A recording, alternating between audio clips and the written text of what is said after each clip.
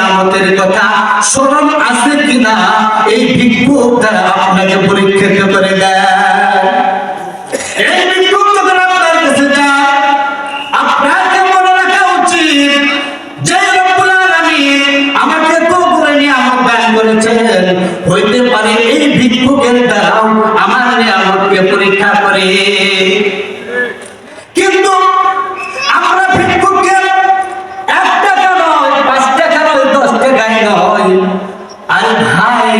10 টাকা দিলে পরে আপনার কমবে না, 10 টাকা দিলে পরে আপনার অভাব অনটন হবে না, বরং আল্লাহর কথা ভিক্ষুককে যদি দান করা হয়, ভিক্ষুককে যদি খুশি করা হয়, আপনার জান মালের মধ্যে বরকত হয়ে যায়। ভিক্ষুককে তো আল্লাহ সুবহানাহু ওয়া তাআলা পাঠিয়েছেন শুধু আপনার নিয়ামতের কথা স্মরণ আছে কিনা এই ভিক্ষুক দ্বারা আপনাকে